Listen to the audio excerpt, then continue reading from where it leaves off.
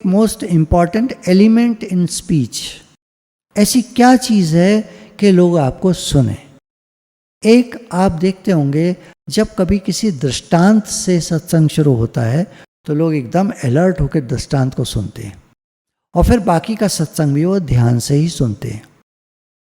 कोई एक interesting topic शुरू में छेड़ दीजिए आप, और जोक से कभी मत शुरू करना, जोक से कभी मत करना, क्योंकि जोक अगर लोगों को पसंद नहीं आया तो वो पीजे कहलाता है फिर, और उसके बाद लोग आपको सुनते नहीं हैं, वो फिर कह देते बेवकूफ़ आदमी है। या तो जोक बहुत टॉप का हो जो बच्चों को और बड़ों को सबको अच्छा लगे, और नहीं तो दृष्टांत बहुत सेफ है। मैंने तो जितने विचारकों को बोलते हुए सुना है हमेशा वो दृष्टांत से शुरू करते हैं। एक बड़े प्रसिद्ध लेखक हैं, उन्होंने अपनी किताब जब शुरू करी तो एक दृष्टांत से शुरू करी। अफ्रीका की बात है, एक छोटे गांव के एक एरिया में बड़ा सा फार्म था, उस पर हफीज नाम का एक आदमी उसका ओनर था। वहाँ पास से एक नदी बहा करती थी, बड़ी सुंदर नदी, और बड़े सुंदर पत्थर चमकीले वहाँ पड़े हुआ करते थे। ये जाता था, उनको देखता था, खुश होता था, चला आता था, अपने फार्म पे काम करता था। अच्छा काम चल रहा था इसका, क्योंकि इसके फार्म पे अच्छा प्रोडक्शन होता था, बिकता था और अच्छा पैसा था इसके पास। एक बार एक जौहरी इसके पास आया, कहता है तुम्हारे पास हीरा है, और वो हीरा दिखाकर तो चला गया। हफीज़ की रातों की नींद उड़ गई।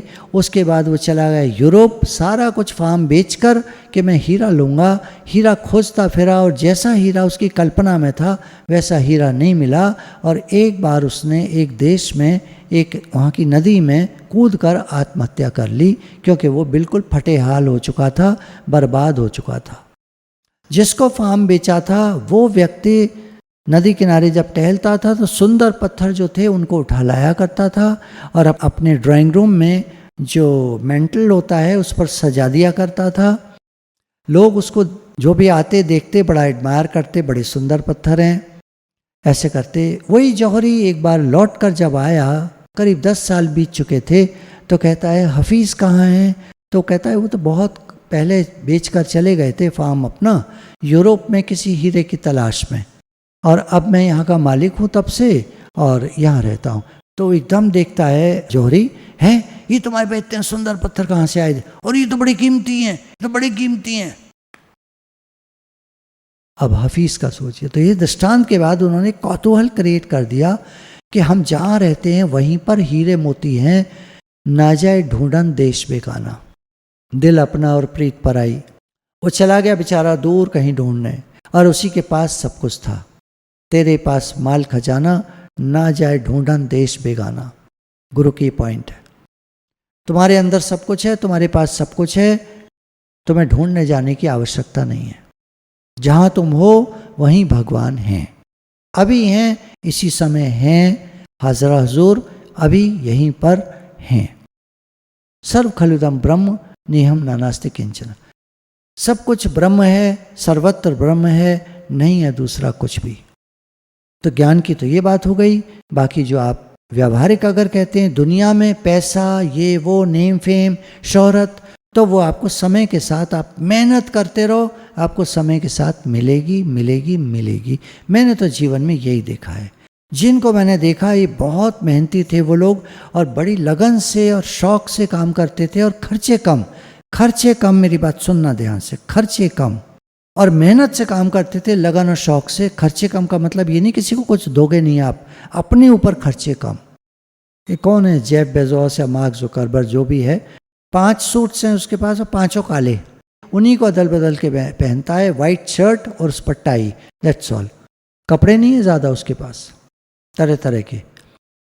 वॉरेन बफेट अभी तक एक ही घर में रह रहा है, पुराने घर में, उसने घर चेंज नहीं किया, घर पे पैसे नहीं खर्च करे उसने, बिजनेस को बढ़ाया। तो ये लोग अपने ऊपर खर्चे बहुत कम करते हैं, और फिलेंथ्रोपिस्ट तो होते हैं ये लोग, सर्व के हित के लिए वो बहुत अच्छा बड़ा काम करते हैं। बहुत शुक्राने, बहुत शुक्राने, कितने महान होते हैं ये लोग। ये लोग से मेरा मतलब है वो लोग जो सबकी सहायता करते हैं। और जितने ऑथर्स को मैं पढ़ रहा हूँ सारे लोग एक बात कहते हैं, गीता में भगवान ने तीनों के लिए, भक्त, ज्ञानी, कर्मयोगी, के लिए जगह जगह आया है, सर्वभूतिते रता होते हैं, सब प्राणियों के हित में रत, सबका भला हो ऐसा इनका भाव होता है। तो जिनके अंदर भी ये भाव होता है वो भगवान को अति प्रिय है। अब समझ लीजिए भगवान को प्रिय हैं तो भगवान क्या नहीं कर सकते उनके लिए।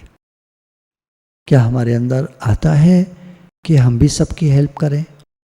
दिखावे के लिए नहीं, प्रेम के लिए। हर मनुष्य पैदा हुआ है प्रेम के लिए। भगवान प्रेम स्वरूप है। Love is God and God is love, ये कहावत है। भगवान प्रेम स्वरूप है। क्या हमारे अंदर वो बेसिक प्रेम है सबके लिए? सबके लिए। और प्रेम हमसे अच्छा काम करा लेगा, हमें किसी की हेल्प करनी नहीं पड़ेगी, हमारा प्रेम हेल्प उनकी करा देगा। मन को साइड करो।